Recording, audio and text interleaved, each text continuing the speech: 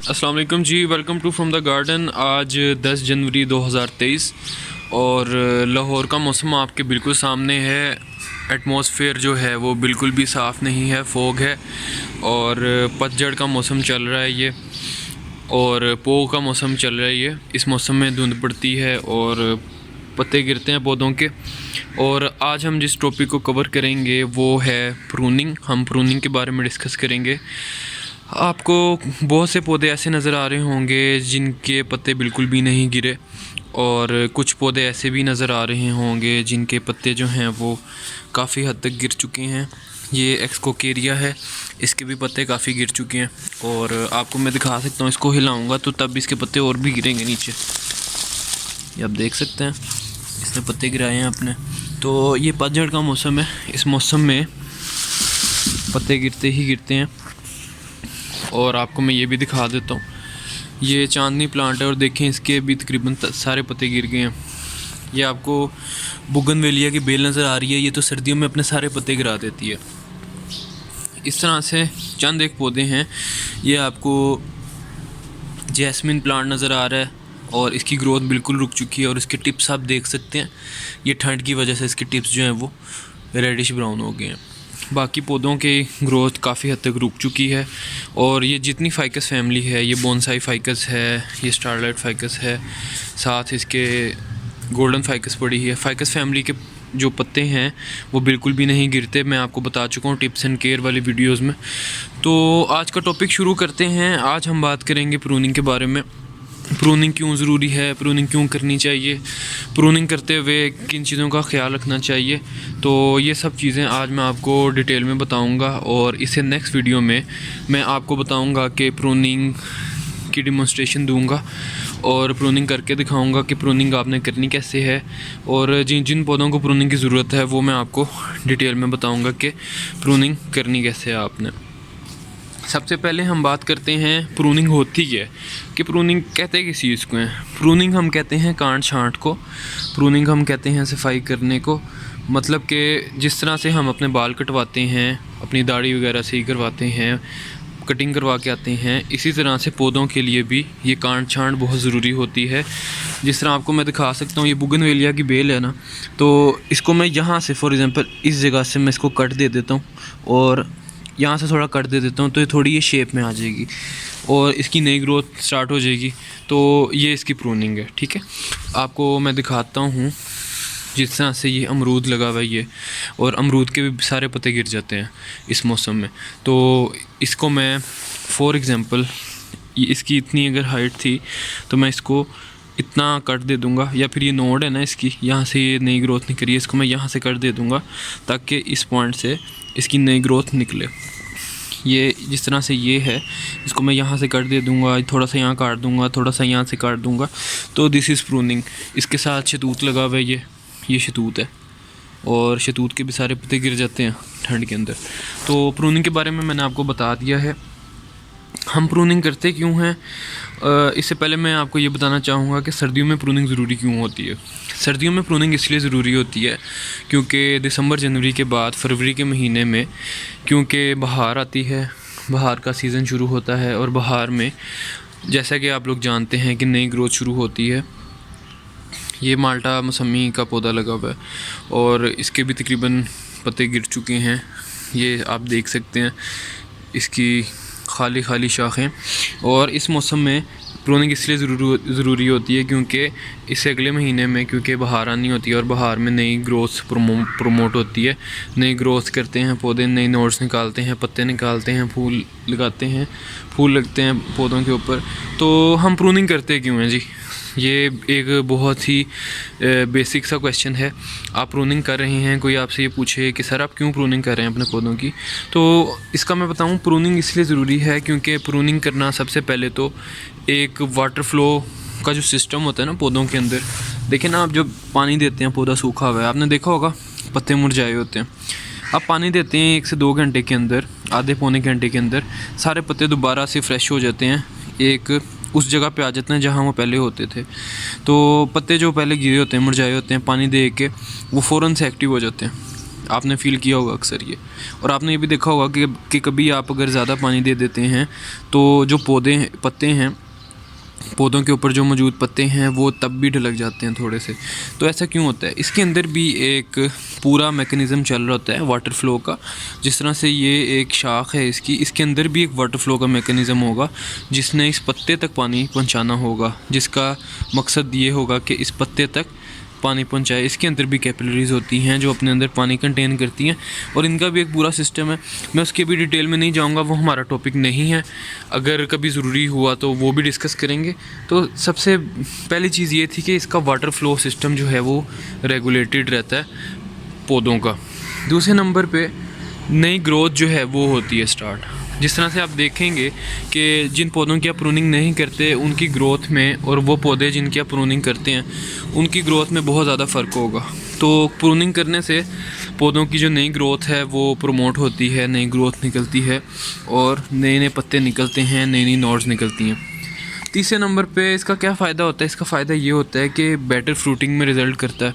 इससे फ्रूटिंग बेहतर होती है। जिस तरह से इस शतूत है, अब मैं इसकी प्रूनिंग करूँगा और आपको भी दिखाऊंगा साथ साथ। तो मोस्ट प्रोबेबली कि अब सीज़न जो स्टार्ट होगा बाहर का, उसमें शतूत जो है वो बेहतर तरीके से परफॉर्म करे, इसके ऊपर ज़्यादा फल लगे, इसकी जो यील्ड है, इसकी जो पैदावार है वो पहले से ज़्यादा बढ़ेगी। और मोस्ट ऑफ़ द टाइम्स ऐसा ही होता है। प्रूनिंग का एक मकसद ये भी होता है। उसके बाद ये पेस्ट कंट्रोल करने में हमें इफ़ेक्टिव है। मिसाल के तौर पे अगर मेरे पौधे को बीमारी लगी हुई है या डिज़ीज़ है, पेस्ट लगा हुआ है, किसी कीड़े का अटैक हुआ है, तो मैं उस पोर्शन को रिमूव कर दूंगा या फिर अपने पौधे को प्रून कर दूंगा, उसकी हार्ड प्रूनिंग कर दूंगा।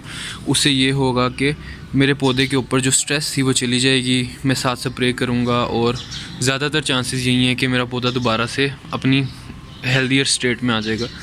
ये डिज़ीज़ कंट्रोल और पेस्ट कंट्रोल में बहुत ज़्यादा इफ़ेक्टिव है। उसके बाद चौथे नंबर पे ये सीज़न जो है, बेस्ट सीज़न है प्रूनिंग का, वो विंटर्स का है। जिस तरह से मैंने आपको अभी बताया है, क्योंकि अब बाहर शुरू होने वाली है तो इस मौसम में मस्ट डू प्रूनिंग करनी है आपने, मस्ट प्रूनिंग करनी है आपने। पाँचवें नंबर पे ये ग्रोथ को असिस्ट करता है। पौधे का जो लाइफ टाइम है, जो पौधे की एफिशिएंसी है ग्रो करने की, उसको बढ़ाता है। उसके बाद छठे नंबर पे इसकी जो मेन ट्रंक है ना, प्रूनिंग करने से वो मोटी होती है। अगर आप अपने पौधे को फॉर एग्जांपल यहाँ से प्रून करते हैं ना, तो ये इसकी मेन ट्रंक है ना जो इसकी रूट से ग्रो करी है ऊपर को। तो फॉर एग्जांपल ये इतना बड़ा पौधा है, इसको मैं यहाँ से कट कर देता हूँ और 2 से 3 सीज़न में मैं इसको यहाँ से कट करता हूँ, तो इसकी जो ये वाली ट्रंक है, ये आप देख सकते हैं अभी भी मोटी है, ये मज़ीद मोटी हो जाएगी। और बोनसाई जो लोग बनाते हैं उनके लिए ये इन्फॉर्मेशन काफ़ी वैल्यूएबल होगी कि बोनसाई बनाने के लिए आपको पौधे की ग्रोथ ऊपर से रोकनी पड़ती है। जिस तरह से आपको ये पांडा फाइकस नज़र आ रही है, आप अगर चाहते हैं कि इसकी ये ट्रंक मोटी हो, जिस तरह आप देख रहे हैं कि मोटी भी है ये, मैं इसको यहाँ से काटता रहूँगा, ग्रो नहीं करने दूँगा 2 से 4 सीजन्स में, तो इसकी ट्रंक मोटी होती जाएगी और होती जाएगी।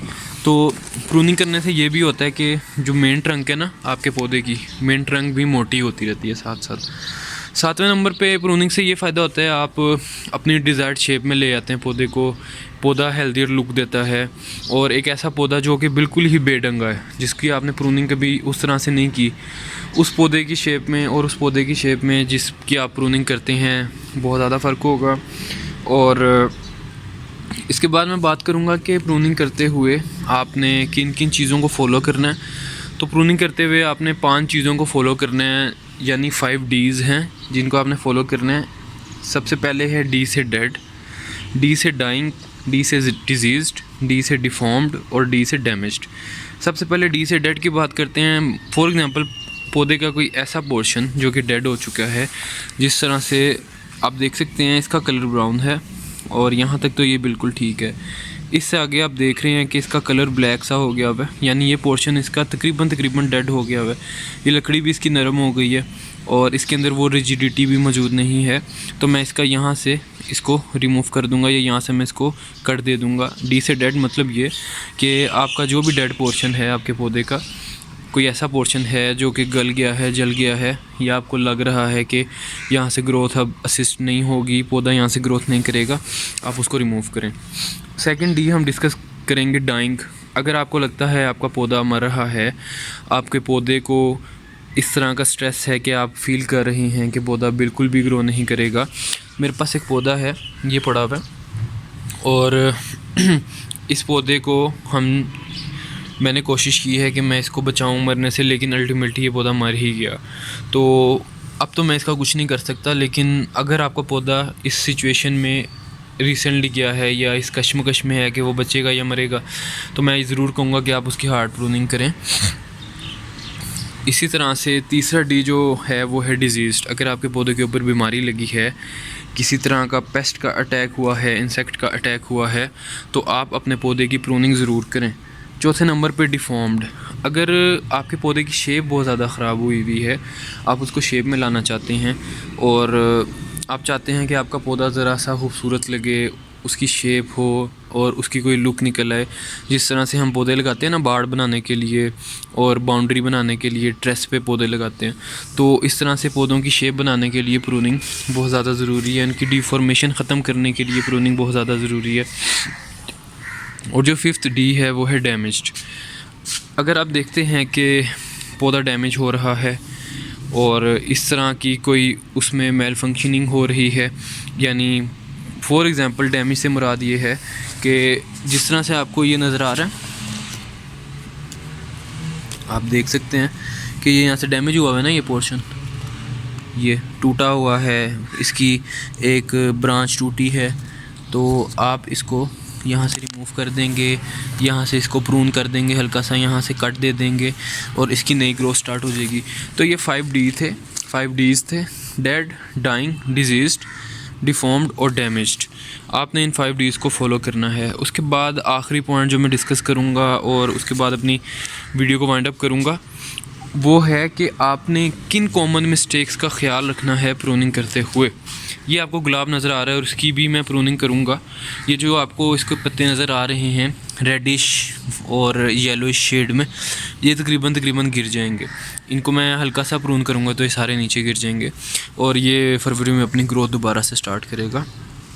अच्छा, तो कॉमन मिस्टेक्स जो आपने अवॉइड करनी हैं, जो कि लोग बहुत ज़्यादा अवॉइड करते हैं और आप में से बहुत ज़्यादा लोग भी मेरी बात से एग्री करेंगे कि हाँ, हम वाकई इन चीज़ों को अवॉइड करते हैं। उनमें से सबसे पहले है कि नेवर प्रूनिंग। आप लोग हमेशा अवॉइड करते रहते हैं कि हमने प्रूनिंग नहीं करनी। लोगों को डर लगता है, यार हमारा पौधा कहीं इतना प्यारा लग रहा है, हम इसको प्रून करेंगे, उनको अच्छा नहीं लगता।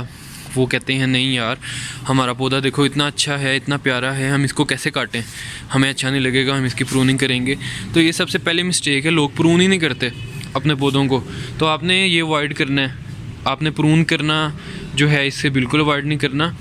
और सेकंड नंबर पे जो मिस्टेक लोग करते हैं वो है कि बहुत ज़्यादा वेट करते रहते हैं। जिस तरह से देखें कि अब मौसम है ये प्रूनिंग का और फरवरी में इनकी नई ग्रोथ स्टार्ट हो जाएगी, तो जब इसकी नई ग्रोथ स्टार्ट होगी तब तो आपका बिल्कुल भी दिल नहीं करेगा प्रूनिंग करने को।